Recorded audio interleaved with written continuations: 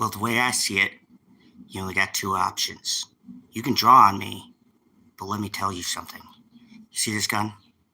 I only pull this gun to shoot to kill because I understand the responsibilities of using a firearm. So if we're going to do this, only one of us is walking away here today.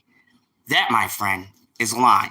So let me explain the kind of minutiae, the nitty-gritty to my love for this show. So I've been asked tons of times in my life because I watch so many shows and so many movies, and I got a lot of favorites, you would say. Breaking Bad, Better Call Saul, Rescue Me, even stuff I have yet to review on this channel.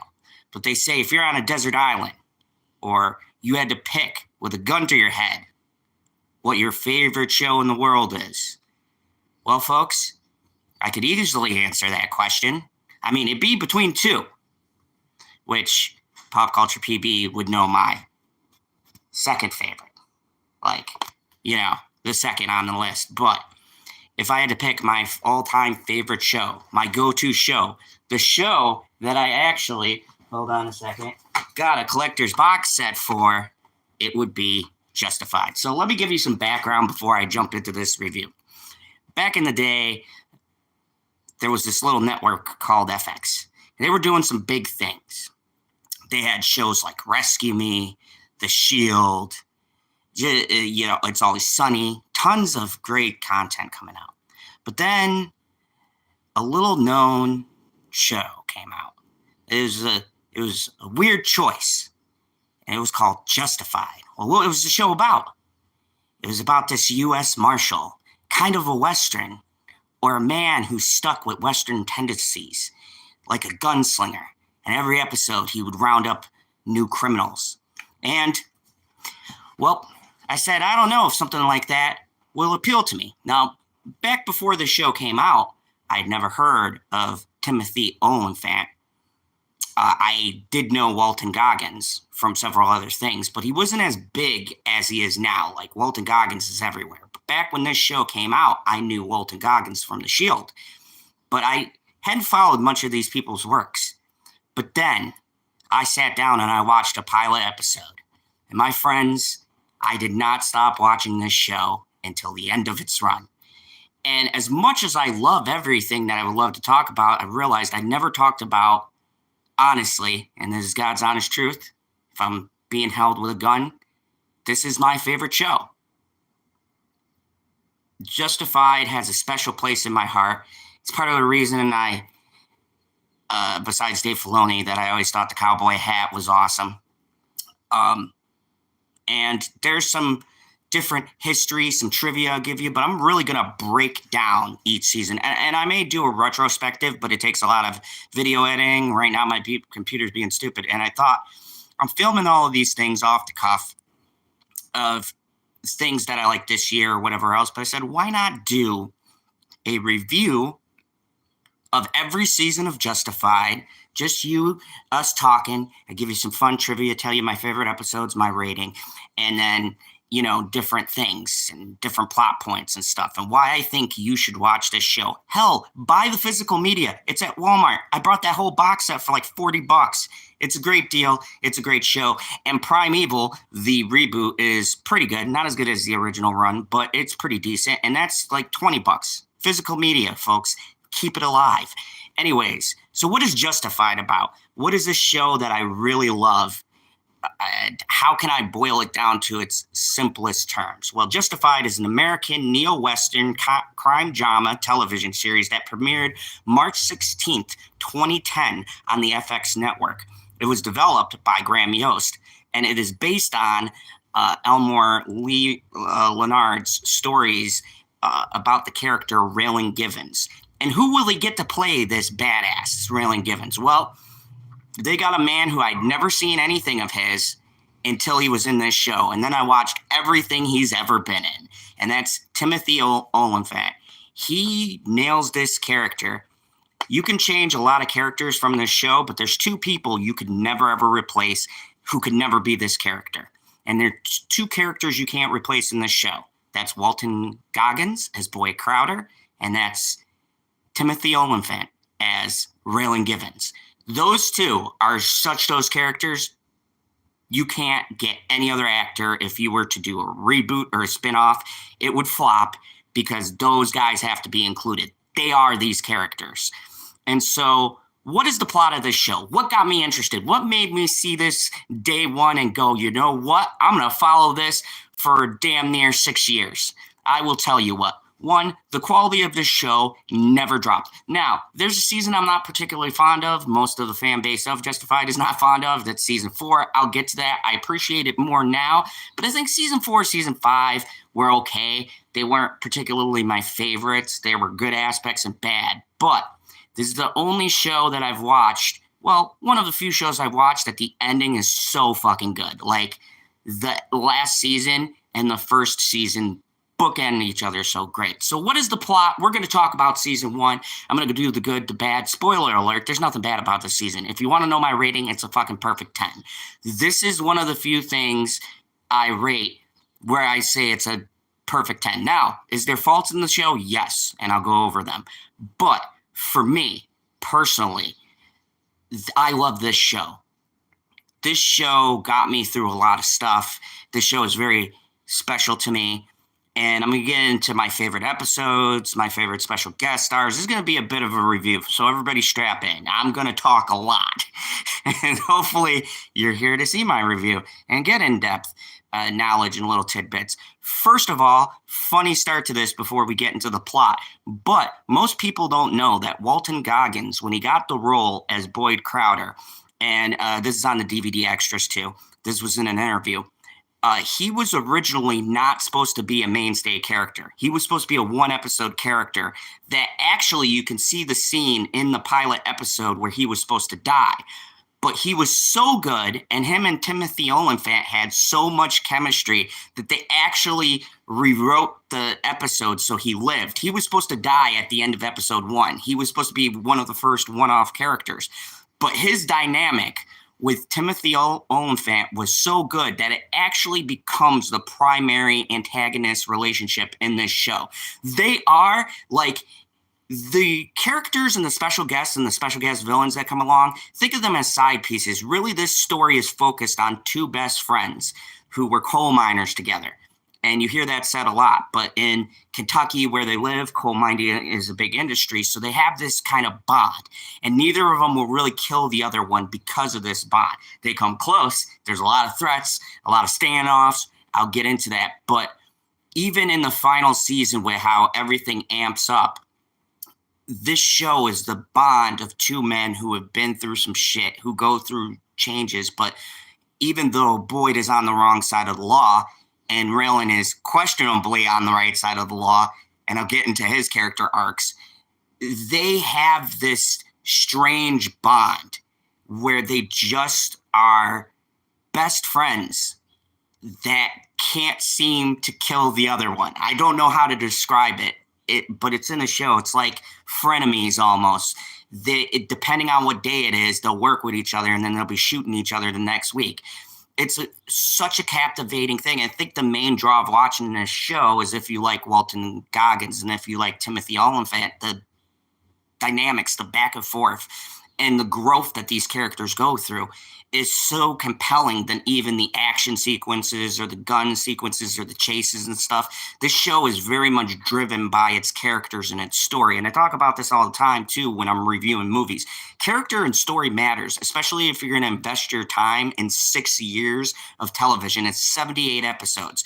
Now, I'm currently on season 4, so I'm going to be reviewing these as I do them, but I got a good start. So I'll probably do one season a day.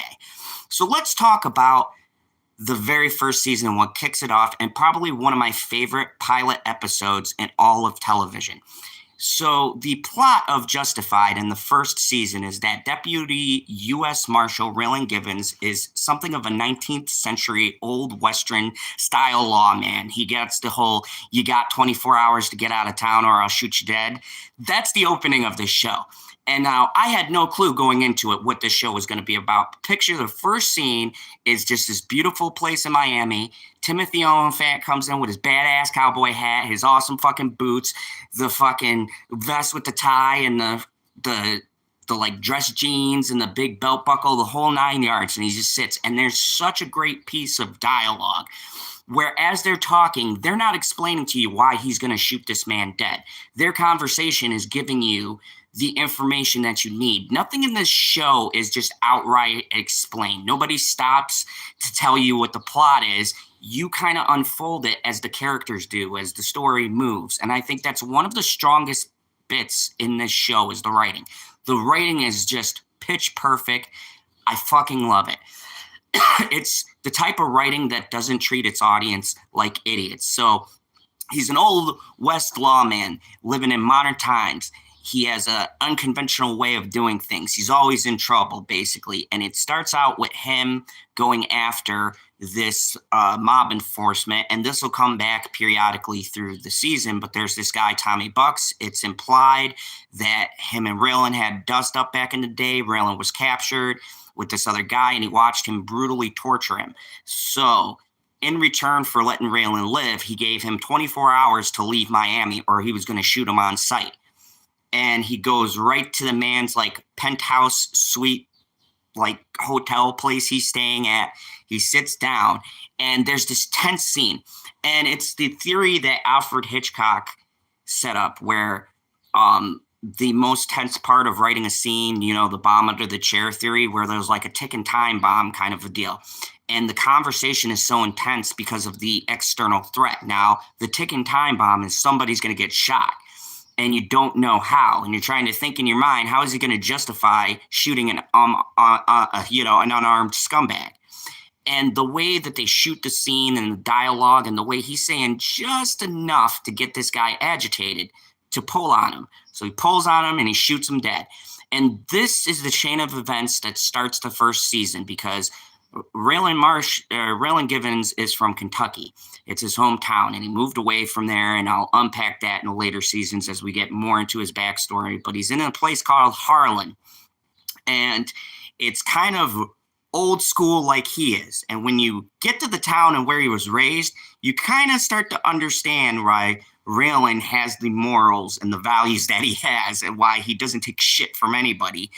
And it really, the show does everything right that a show should do.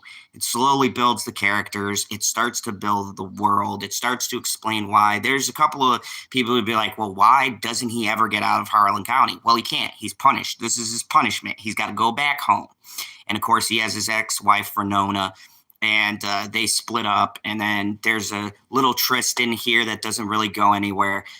But so the story of season 1, and the one I'll be talking about today, focuses on Boyd Crowder. Like I said, in the beginning episode, Boyd was supposed to die, but the acting was so good, Walton Goggins became a mainstay. And it kind of morphed the story. So Boyd Crowder and Raylan Givens, let's get into that relationship because it's a key component of the show. So as I explained, they were coal miners. Now, Boyd wound up going to Desert Storm and becoming a bomb tech.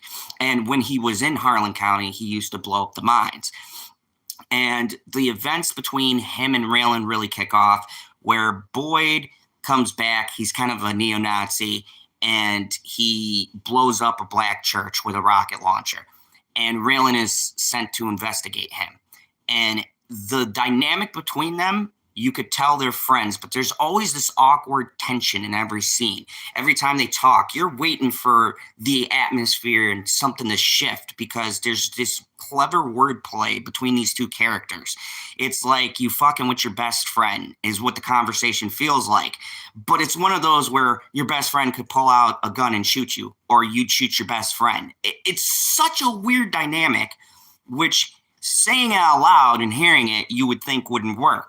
But for these two characters and for the way the actors portray the characters, it just works. So basically, Boyd gets shot by Raylan, and there's these little threads. And the way the show is structured is there's a main through line. So the through line is there is talks of Boyd Crowder's father, Bowman Crowder, who used to run the pill, whorehouse, all the illegal shit in Harlan. He went away to jail.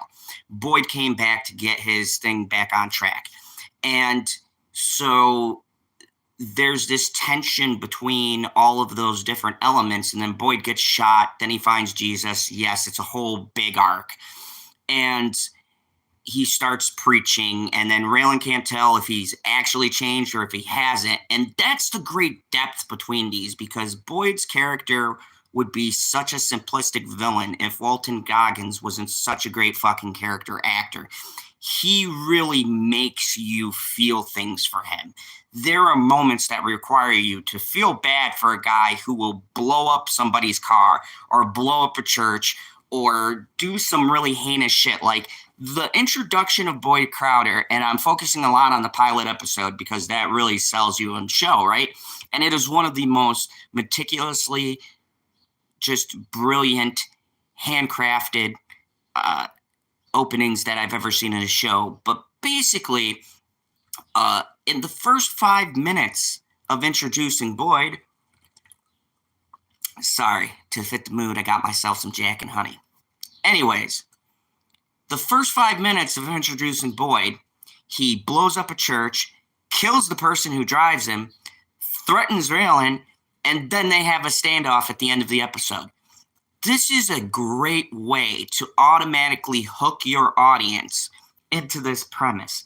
And these two actors knock it out of the park. And then every episode and every case, there's a main through line. And it's this tension between Boyd and Raylan wanting to put him in jail.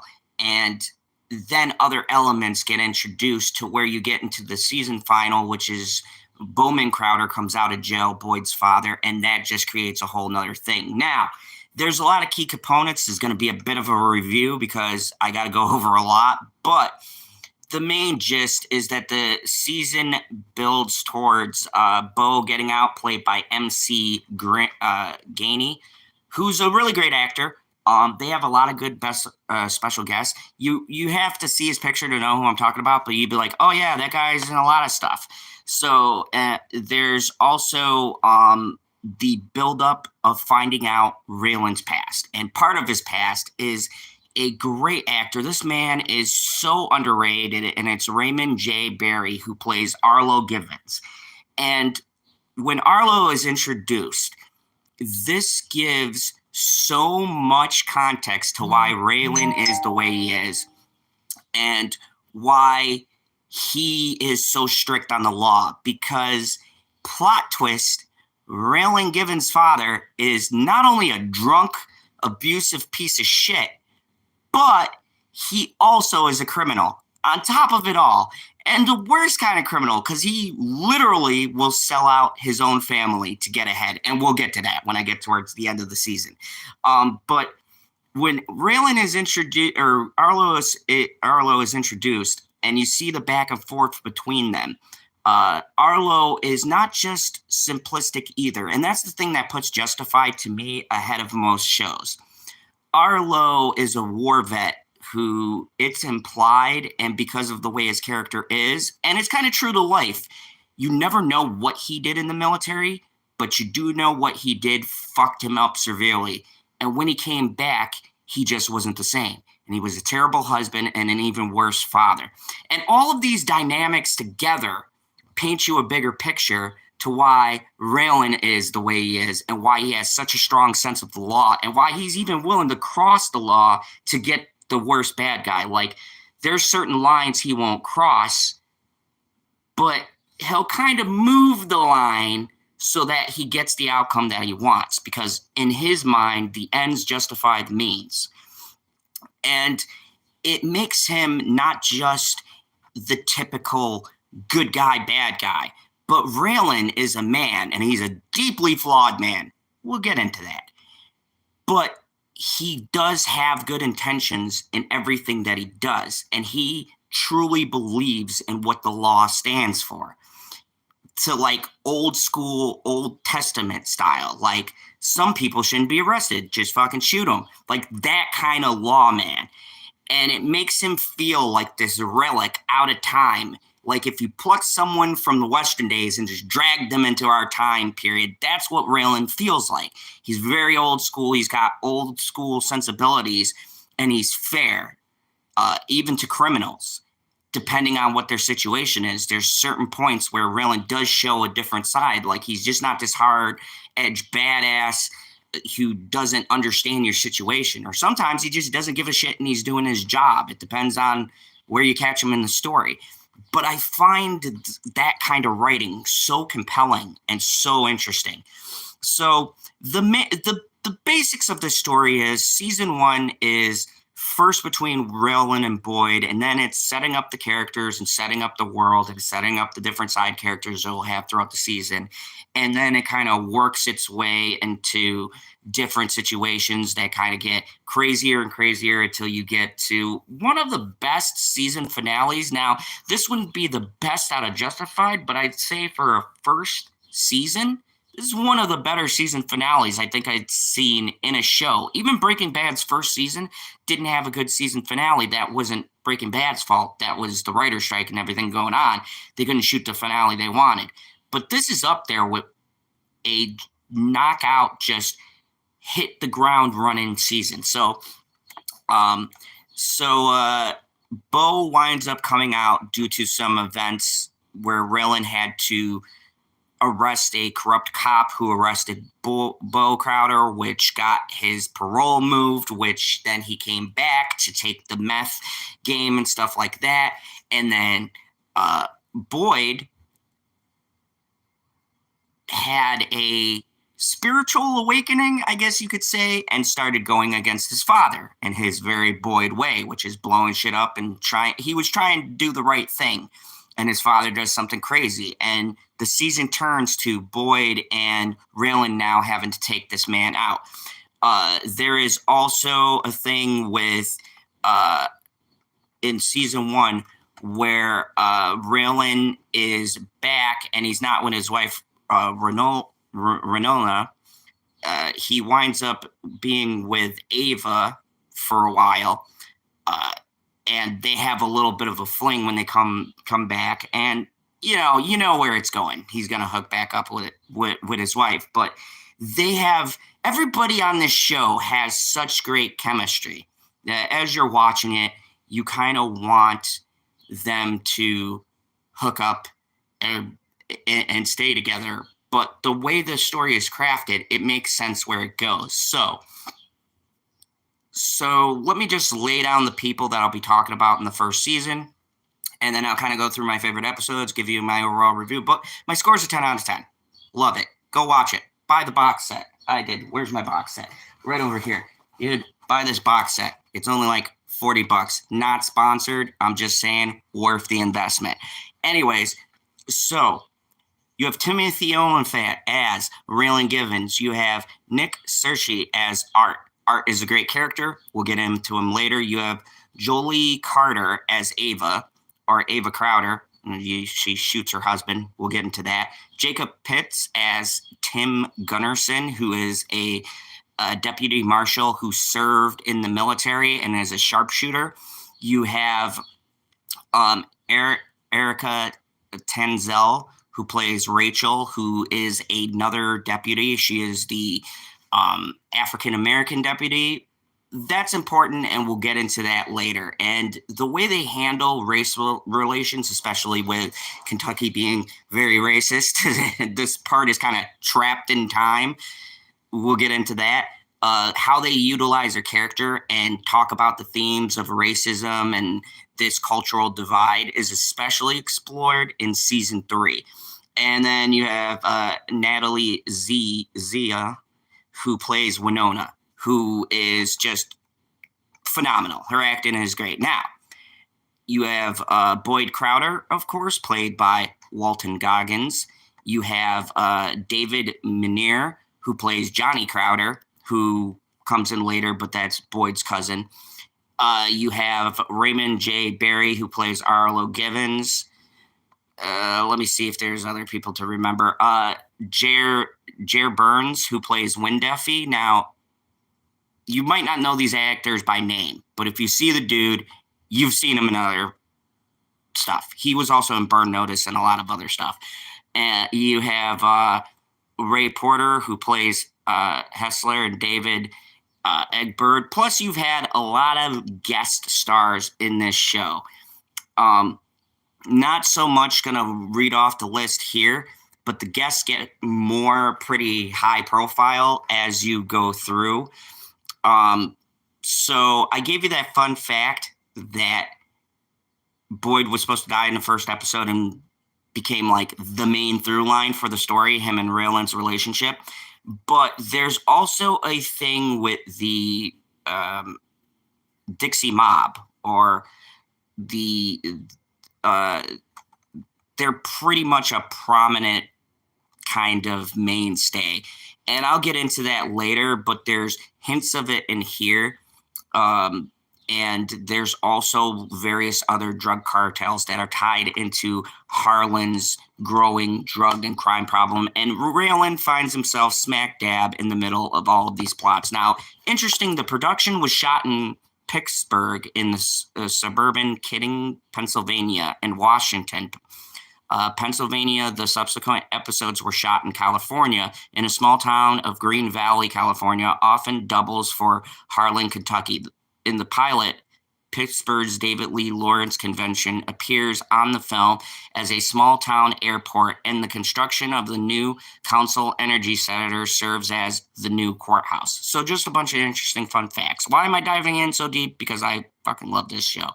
So the first season consists of about 13 episodes, and it's super great. So I told you guys about the pilot, and that's the one I'm going to take the longest on. It's just a masterful pilot. It's really great. It sets up all the main players. You got Boyd, you got Dewey. We'll talk about Dewey later. He becomes kind of a mainstay later in the show. You have Devil and Ava and all these different people who kind of gather around. And in this first episode, it's mainly this showdown between Boyd and between Raylan. And at the end of the episode, they go into the house. Well, Boyd kidnaps Ava, and of course, Raylan sleep together. That's a whole big thing that'll come back later. But they wind up sleeping together, and so Boyd kidnaps her, knowing Raylan is going to come. Well, not really kidnaps her, but walks into her house, and there's a tense dinner. And there's just the best monologue between the two of them, talking about the gun thug that he shot. And they're sitting at this dinner table, and Walton Goggins is so fucking charismatic. And they have this gun on the table, and now Ava shot her husband. This is a big point that'll come up later. And it was Boyd's brother, Bowman. And so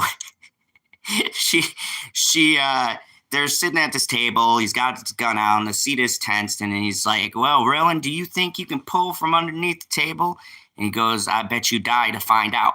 Fucking great lines. Just so many epic lines. Like, everything Raylan says is what Perp would call a quotable. Like, there's so many things that delivered by anybody else, it would suck. But in the context of the scene and the way the actor delivers it, it's just fucking fantastic. So they're sitting there at the dinner table. There's a tense scene. There's a gun on the table. Raylan's got his gun underneath the table, and they're about to draw when and this is the thing about the show. It has humor, and it also has violence, and it has drama. It's like the perfect combination of everything. But Ava shot her husband during dinner. So Boyd and Raylan are having this tense dinner with guns on the table, and his holster, and they're about to fucking shoot each other. And Ava comes out with a shotgun, and she's like, you're going to get the hell out of my house. And he's like, damn it, woman, don't you shoot people after they get done eating dinner? I fucking died laughing. And I've heard this line like 4 or 5 times, but the situation and the way Walton Goggins delivers the line with the southern drawl and the whole accent is great. It's perfect. And so Raylan winds up shooting him, and he shoots him just a few inches from his heart. And this is a big thing that won't be answered till the end of the season. But there's an implication that Raylan didn't want to kill him. And everybody says, you missed. And he goes, oh, I just had an off day. You can't hit them all. And it's just leaves these like little threads that are all touched on when you get to the end of the show, and they're answering all these things you've been curious about. Hell, they bring it back up at the end when I had forgotten about the question. Like, this show was so good at tying shit up that it actually answers stuff you forgot you asked since the first season. And I think that's the mark of a good show, is when writers care enough about their project to answer questions that they had asked that people may have even forgotten. Granted that this ran 6 years. So there were a lot of new questions, a lot of new mysteries, and every season was different, but they still tie everything back in and give you a complete, satisfying conclusion. That's one of the things I love. So that was episode 1. Episode 2 is called River Brook, and this is where you get what the show is going to be about. And the show, it kind of takes I want to say, fugitive of the week, where you have the main antagonists in every show who will be introduced in the pilot, and they'll be hinted at subsequently through the season, but they'll kind of cut away from them, and in between they have these little episodes, and each one kind of always pertains to something going on in the character's life. So Boyd lives, he's recovering in the hospital. Meanwhile, there is a person called Dupree who comes, and he is taking people hostage and things like that. It's a whole big thing. So Raylan has to go for him. And the episode pretty much ends with this thing of Boyd coming out, and he appears to be a changed man. And that's the importance. And like I said, not every episode highlights the main story. There's little different, like I call them side quests, but every episode does hit on the theme of the overall season. And it hits on what the characters are going through from the last episode to this episode. And I think that's a really hard line to walk. It's really hard to have little side stories in your main plot and keep it all connected to the main story. But this show does it amazingly well. And every fugitive he goes after, and all the little side pieces before you get to the meat of the main plot of the season, is all paced well. And it all has a point. And every episode, whether it's at the end of the episode or the beginning of the episode, connects to the overall season story, which when you're doing a big season arc is super important, because people don't want to be introduced to an awesome like main villain and then you don't see him for 5 episodes and you get him on the last 2 episodes. Nobody likes that. So most of the villains and most stuff going on are highlighted in these other stories that are happening, right? Because he's a U.S. Marshal. He hunts fugitives. That's part of the job. It's not always going to be the main storyline, but they keep it compelling enough, and the special guest stars are so good. There is, I believe it's either episode 3. Yeah, I think it's episode 3 that introduces my favorite, called The Fixer. And it's this one guy who's heard of Raylan's, and he's a big fan of him. And he's trying to get something, or rather money or something. Everybody's going after this money, and he idolizes Raylan, and they have a shootout. And it just, the way the scene is set, the cinematography, it's really great. Long in the Tooth is the episode where Raylan goes across the border with the help of a coyote to get a fugitive. It's wacky shenanigans. It's kind of a side quest, but this sets up the cartel. And like I said, everything kind of connects to each other. So he has a run-in with the cartel, who then he kills someone from the cartel, and later on, when Bowman gets out, he winds up working with the cartel, or he had some kind of deal with them that he made on the inside. And the cartel remember when Raylan crossed and killed one of their people. So they send these people for these shipments. And this is all going to come back later. but it's a really intriguing thing. So episode 5 is with I believe it was 4 or 5 where they introduce Arlo, and this is where you get to see a lot of Raylan's backstory and development. Arlo has a heart attack while beating his nephews, forcing Raylan to step in.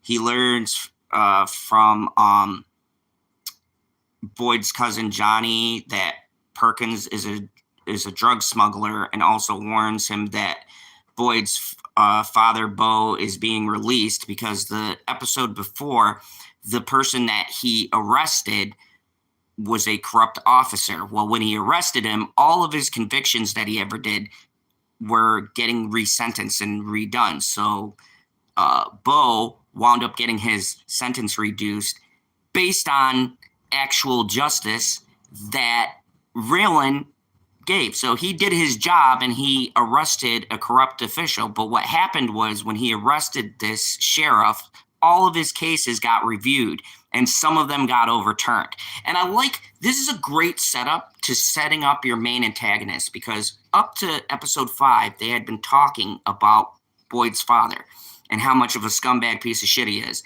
And episode 5 is where you finally get the appearance of Bo, and where they really start diving into him, because that's the episode he gets his ruling overturned and he winds up coming home. So after Bo is released, this is where the season shifts. And for the first half of the season, we've been setting up the characters, setting up the world, Ava Raylan Winona, this kind of back and forth, Boyd Raylan, and now Bo is released. And this is where the whole show kind of shifts and becomes super interesting. So Boyd gets out, Bo gets out, and he starts reestablishing his criminal empire.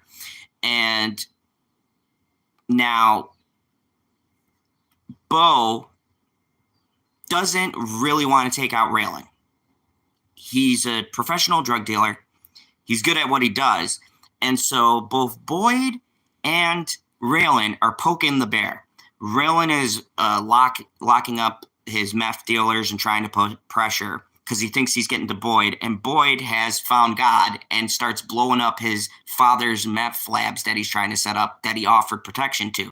Now, in the beginning, this was working because Boyd blew up these guys who refused protection. So his father thinks he's on board. But really, Boyd has changed since he got shot in the first episode. He really thinks it's a calling from God. And in his own warped, twisted way, he's trying to save the people's souls in Harlan. And it makes it so interesting, especially Walton Goggins, when there's a part where he's in church and he gives this speech. And it is one of the most entertaining and well-acted scenes I've ever seen in a show. I believe it's episode 7 or 8. It's episode 7, Blind Spot. But Boyd gets up on stage and he just outdoes the preacher who's on stage. And it shows a side that Boyd is very charismatic. He's good with people. He's able to get them to do what he wants to. And you get this feeling that if he was on the right path and he made better choices, he would be the kind of guy who could lead a congregation of people. Like, he's super charismatic. And anybody who's seen Walton Goggins in anything knows he's a very charismatic personality.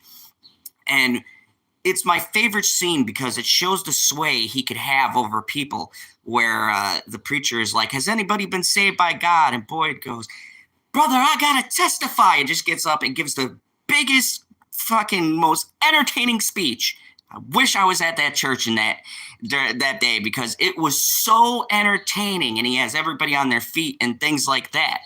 But to him, and what makes this all interesting, especially Boyd's character, is that he really has changed, and people don't believe him because he's been doing criminal shit his whole life.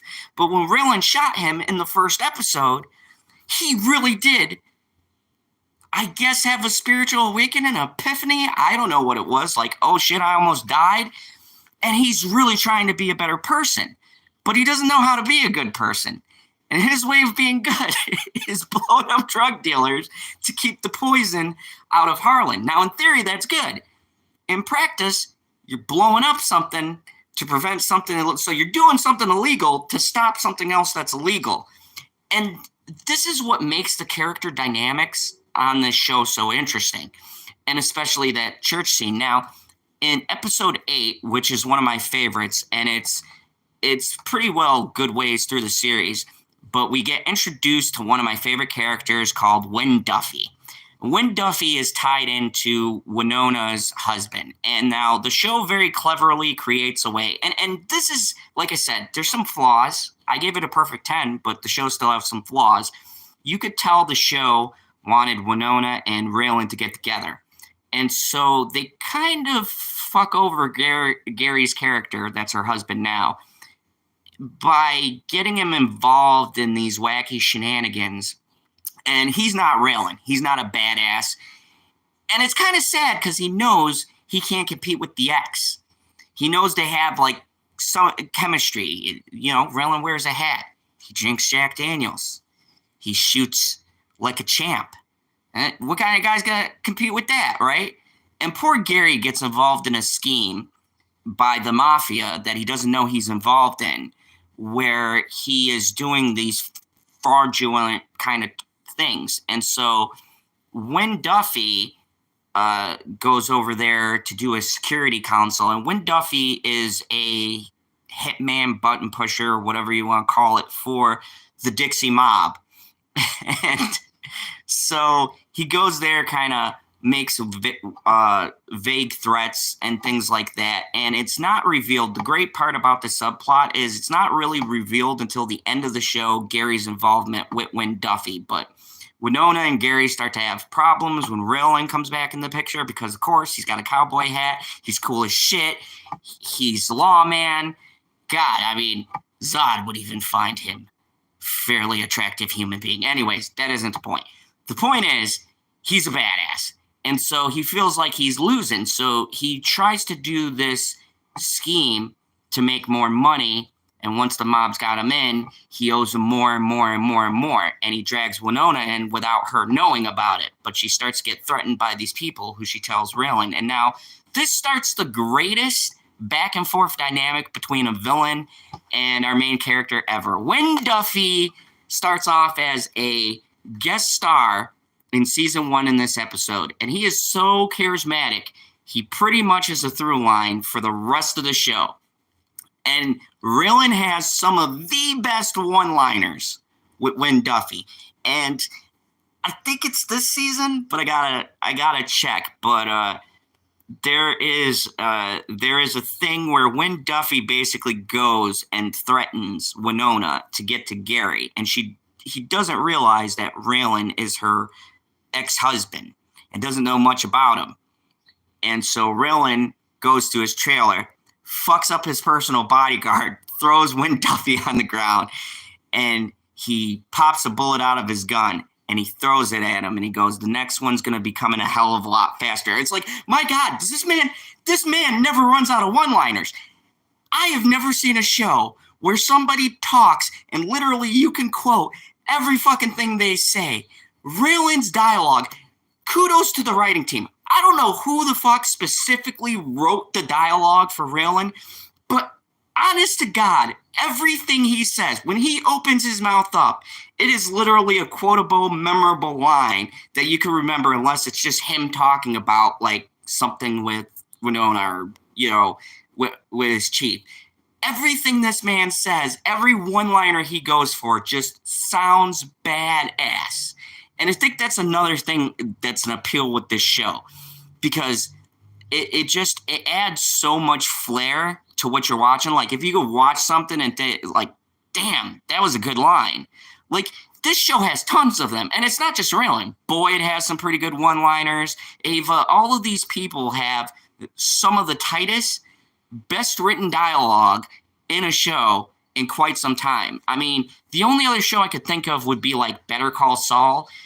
and Breaking Bad and that type of tight, really great lines. But like with those shows, the cool ass one liners are kind of spaced in the season.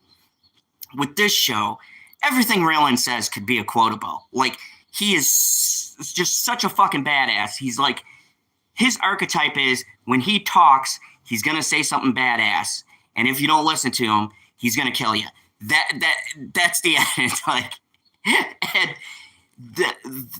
the thing about it is too, Timothy Olyphant doesn't just act one dimensional. He's not just cool guy, cowboy hat, shoot people badass. He can also do emotional. He can do drama. There's a season where he gets left and he goes on a bender. There's like, his character has so many arcs, and a lot of what Timothy has to convey is sometimes subtly, or because he doesn't talk much, sometimes it's the way he shifts his eyes and the look on his face. Or if someone tells something off color and he doesn't say anything, he raises an eyebrow. It's the little things of the character that he does, or he infuses with the character, that makes him distinctive to everybody else. And I think that is what makes the show truly special, is the level of acting is just on another level.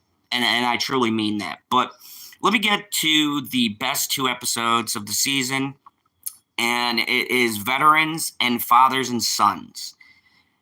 Veterans is a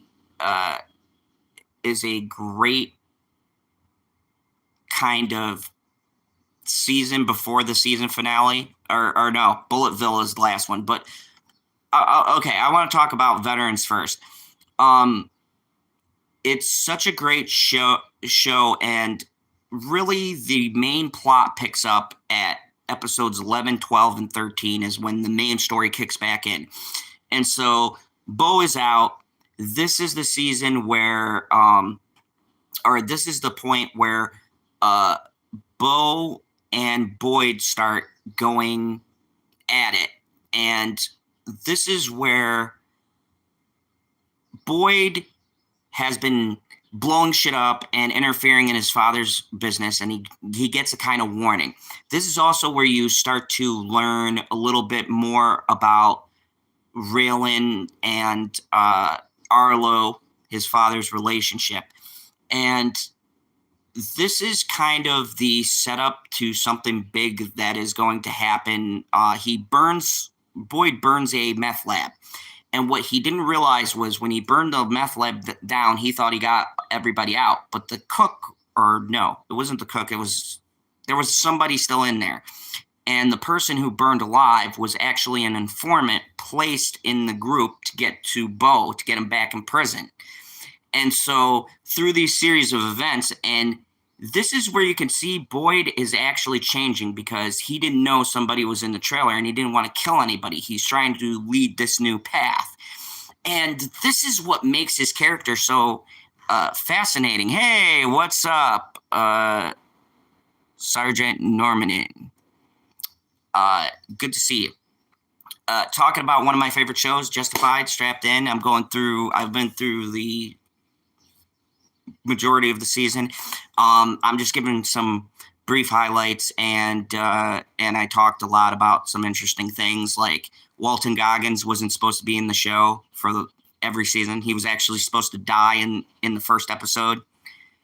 Fun facts like that. So definitely, when you're done, check out everything out. But anyways, so after this happens, Boyd is a little bit torn up about it. He doubles down on his mission to get this drugs and stuff out of here. And this is where you start to see Bo and Boyd, father and son, going at it. And the theme of this season, which I've been saving to this point, is that this season sets up the world and the dynamics, but this season is also a season that is about generations and fathers and sons, and the gaps and the divides, and why we make the choices we do, and how our parents and the influences around us affect our direction in life.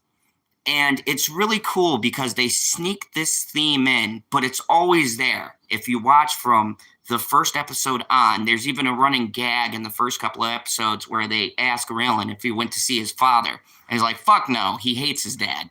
And you'll get more into the backstory next season. But there's this really big tension, and his father's a piece of shit. But the guy who plays Arlo is so good at playing him that there's points where you feel bad, and I'll get to that as we go through. But you know who he is, you know what he is. And they really don't try to just make him endearing. They show you, yeah, he's a scumbag who will sell his own son out. And that'll bring us into episode 12, titled by what I feel like the theme of the season is Fathers and Sons. Fathers and Sons is what they call the penultimate episode. It is the episode going into the season final. This, in Game of Thrones, would be where major deaths would be. But in this show, this is the episode where everything starts to go to a head. And Justified would take this format a lot, where episode 11, 12, and 13, 11 and 12 kind of start to slowly set everything up to where 13's the explosion. Like, all the best shit happens there. And I like that. I hated this idea that they started doing, and Game of Thrones did this a lot, where all the good shit would happen in the previous episode, and then the next episode was kind of just setting things up for the next season. Now, Justified does this, but they also give you what you pay for, which is, on a season final, I want shit to go down. I want guns, violence, chases. Like, I want everything that built up to lead to the very end of the show. That's what a season final is supposed to be. And I feel like a lot of shows got away from that, where they give you all of the good stuff the episode before, and then the episode after that is just all, oh, we're setting up for the next season. It's called the declining action. And I get it. I understand the concept, but I feel like, especially with a television show, it takes something away. So instead of doing that, Justified does the opposite. The last two episodes, or the last three episodes, or the third to last and the second to last, God, that was a mouthful, kind of build everything up. And the last episode is the climax to everything. It's the big scene. It's where everything happens. And I understand why they do it now. They don't want people to skip around or watch the first episode, jump to the last. There's a joke in The Walking Dead that all you have to do is watch the first episode and then the last one, and you get the whole story. That's the wrong way to do it. But Justified builds everything slowly throughout the whole entire season, like a show should do. So, Fathers and Sons. Arlo is revealed for who he is in this episode. And this is a great episode for character building for Arlo. And this is one of my favorite episodes. And if you guys don't know, most of you do who are on my channel, I do have some PTSD.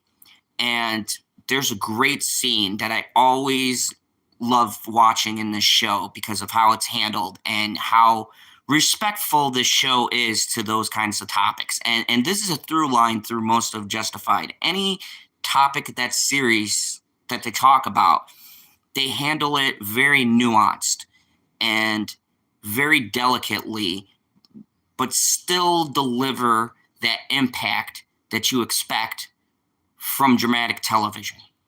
And so the first part of this is Arlo is being hunted by Bo. And so he decides to play both the FBI and Bo. See, when Bo went into prison, Arlo was given his protection racket, which because of his age, he's like 60 fucking years old, he ran his protection racket into the ground. And now that Bo got out, Arlo didn't visit him or anything. He wants his money back, or he wants some kind of compensation. And Arlo is old and basically a cranky fuck and tells him to go fuck himself. So there's this underlying tension, which Raylan and the marshals decide to use as an in to arrest Bo. So there's a lot of moving pieces. You've got Arlo, who's got going in with a wire to get some incriminating shit on Bo. You got Bo who wants to kill Arlo. Boyd, who's going against his father. Bo, who knows that Raylan is going after him and wants to kill him. So when you get to this episode 12, which is one of the best episodes too, I'd say. Well, no, there's a couple of other ones, but for this season, this is probably one of the best besides the season final, where at this point, and it's only the 12th episode out of 13, you've got a ticking time bomb, and you're waiting to see who's going to do the initial blow. Well, Arlo refuses to wear a wire, and then a bunch of stuff happens. He decides that he's going to, and the way they make him come to his decision is this great scene, and it's probably one of my favorite scenes in all of Justified because of my history and things that have happened personally in my life. But Arlo is a veteran, and he's at his VFW building, and he's having a drink or whatever, and this kid comes in with a grenade, and he's going to blow himself up and anybody who's in the bar. And so Arlo is in there, and Raylan comes, and he's going to, with the SWAT team and everything, and they're going to like shoot the shit out of him. And this vet talks about why he feels the way he feels, and the way they play it, it's like I can't describe it. There's nothing like it. It's so subtle, and it's so gripping, because this kid has a grenade in his hand with the pin pulled out, and all he has to do is let go, and everybody can die. And Arlo's sitting there, and just the dialogue and the back and forth, and how Arlo explains that, like, the kid's like, I got a grenade, you could die. And he goes, hell, son, I'm 60 years old. I haven't missed a drink. And he goes, this ain't going to stop me now. And he's sitting here talking to this kid. And the kid tells his story about how he was in Afghanistan and his troop got blown up. His friends died and he lived. And he wanted to go back with his unit and he wanted to serve again. But because of his injuries, they refused. And in his mind, he was so torn up about not being able to be there with his unit, to not be back with his friends, with the perception that everyone saw him as a piece of shit, which is not true. And that's not true. And this episode hits me so hard. Maybe I got a bias because of my experiences and things that I've been through, but it hits me so hard because the acting is so fucking good. Arlo tells this story about back how he was a Nam and he had a buddy, and he ran to get away. He didn't want to leave his unit, but his buddy got shot, and he's sitting there with his buddy who's bleeding out, and he stayed with him until he died. And he said, you go and you live. And he goes, son, do you think your life isn't as important as your buddy's life who died? And he goes, do you think your buddy would want you to live? And he doesn't answer the question. The guy doesn't answer the question, but he puts the pin back in the grenade, and he goes out and turns himself in. And now I even get a little bit choked up and emotional talking about that, because there's something so powerful. And this is the reason why I fucking love this show, because even though you can have a comedic moment 1 minute, it's serious conversations like this and real shit that this show handles so expertly, and the dialogue is so expertly crafted. And this scene, especially being written nowadays, could probably fall flat or sound ridiculous or over dramatic or make some kind of political statement, but it isn't.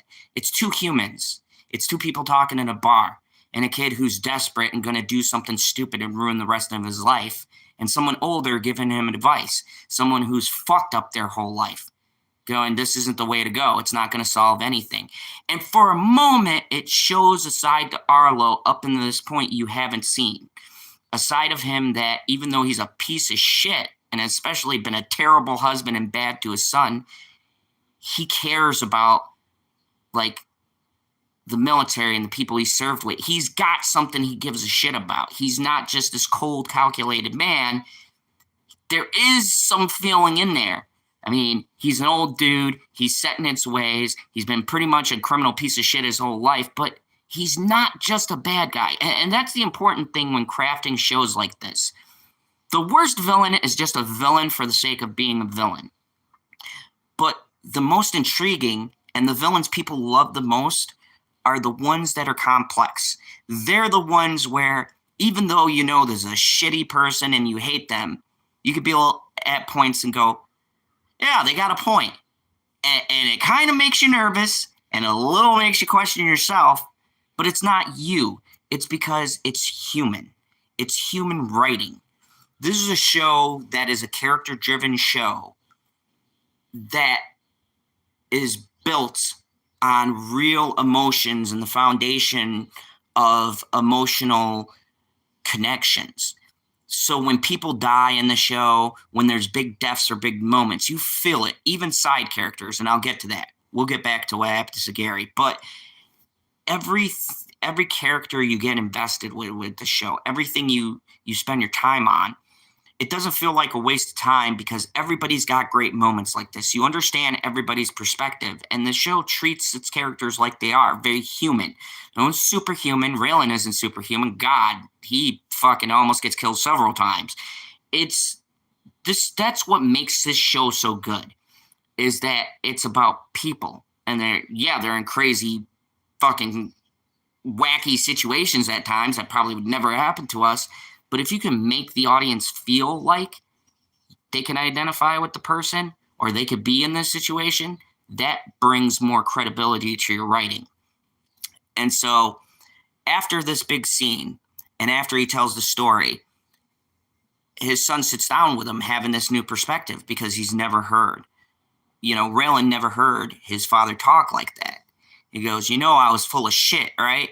And like kind of puts that hard persona back on, and Raylan takes a drink with him and he goes, all the same, and they hold up a drink, like a little nod of respect. And there's so little said in the scene, but it's the way they interact with each other, and you can see where the barriers break down, where their relationship. But alas, this is not to stay, because as things go along, you find out that Arlo, at the end of this episode, at the end of this episode, Arlo wears a wire. He tips Bo off, and they have a conversation, and you realize that Arlo, despite having this emotional moment with his son, saving this veteran kid, almost resembling something of a human, actually decides to set his son up to be murdered. There's something so fucking good about the writing. And look, this isn't a plot point that hasn't been done before. This isn't anything new. They're not breaking any new ground. But I think the thing that really puts this a notch above other things I've watched like this is you've got this strong emotional moment where you get to see the character for the first time and their inner workings, and then they turn around and they sell their own son out and basically set him up to die to save their own ass.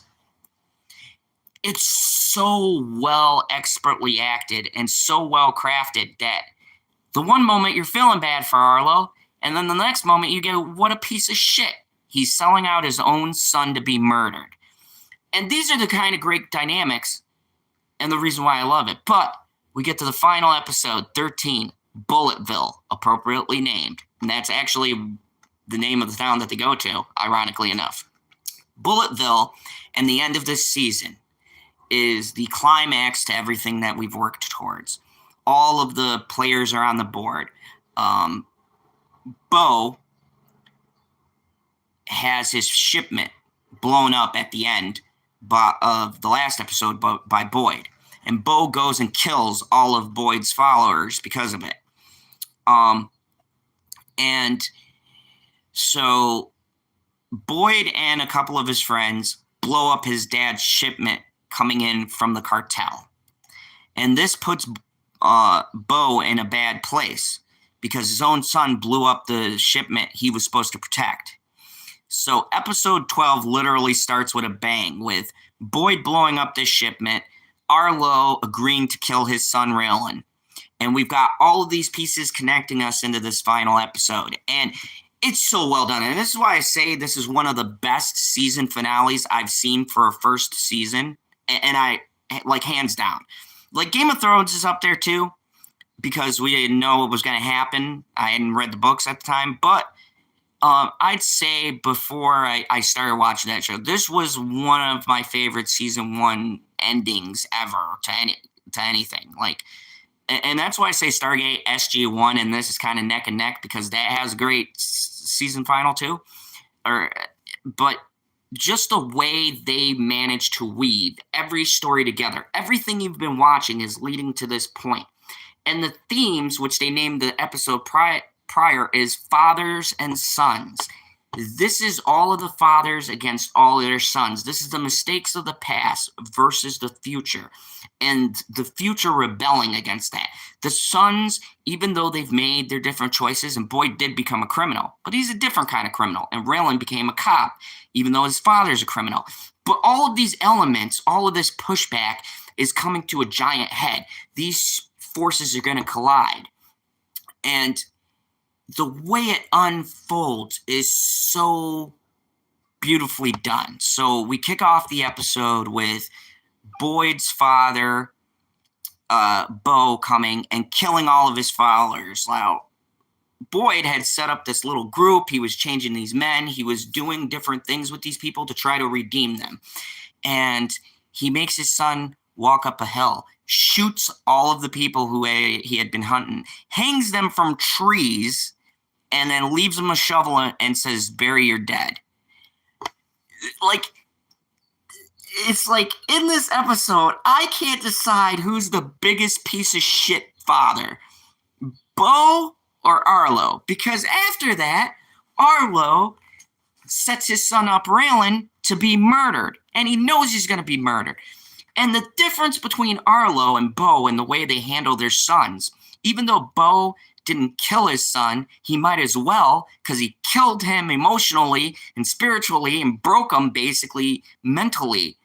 And Arlo is going to physically kill his son. But he starts talking about these different moments they had and remember your mother and stuff like that. And Raylan starts to get tipped off because he's not a fucking idiot. That's why he's a marshal. And he starts looking at his watch.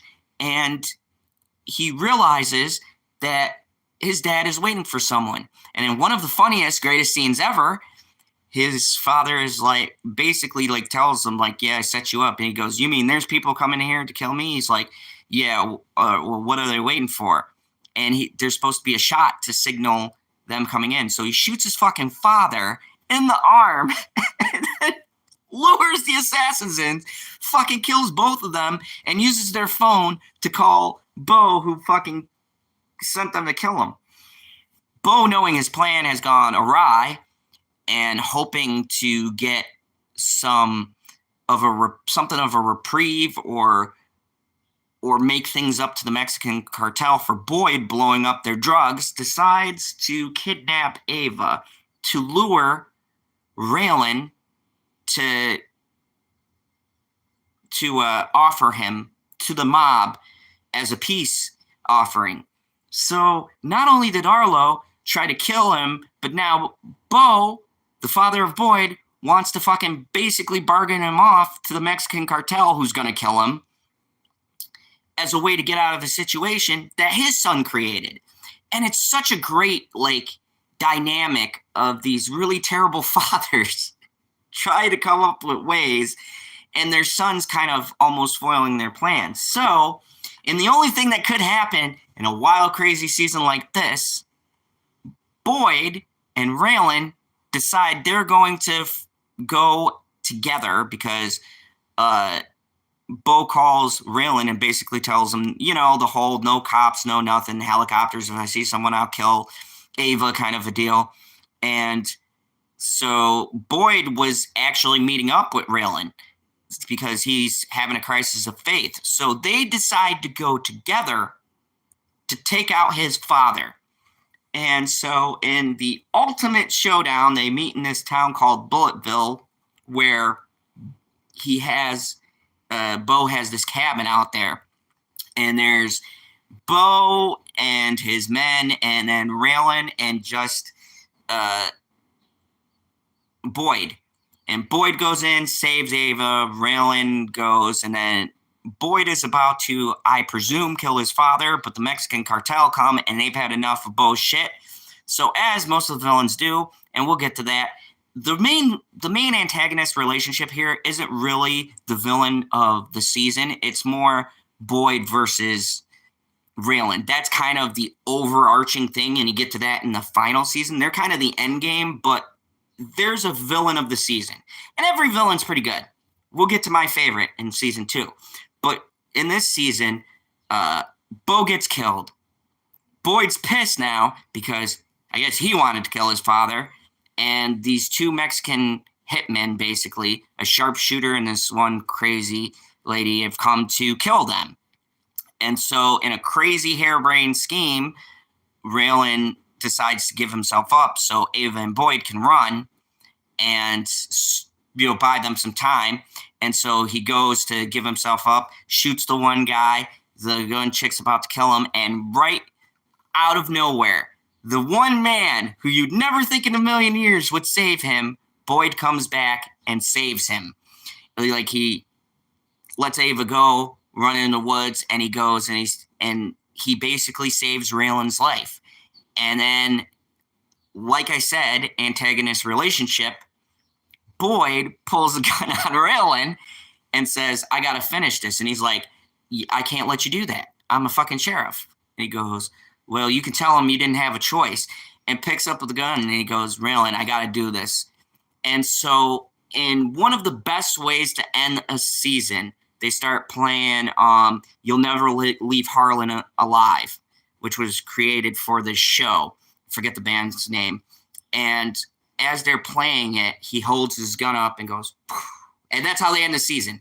What a fucking way to end it. How can I say it, folks? Season 1 has everything. It has action, it has drama, it has world building, it has great characters. Arlo is a standout character.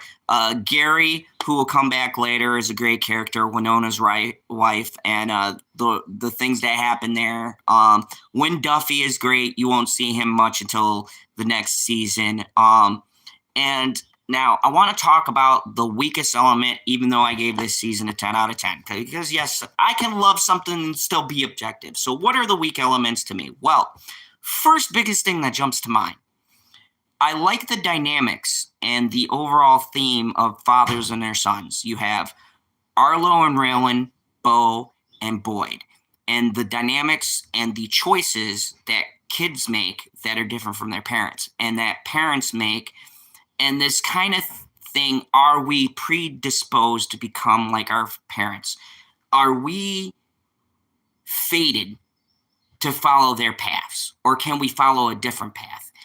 And you see the traits that each of them have from their fathers. And they're just their lack of ability to kill these truly evil men. And so I get the themes that they're going for in this first season. But my biggest complaint and my one gripe is the villain of this season. Now, don't get me wrong. Bo Crowder is a great villain. The actor is superb. The actor that plays Bo, let me see if I can look him up really quick. I said his name in the beginning of the review, and goddamn. Okay, there we go. Ray Porter.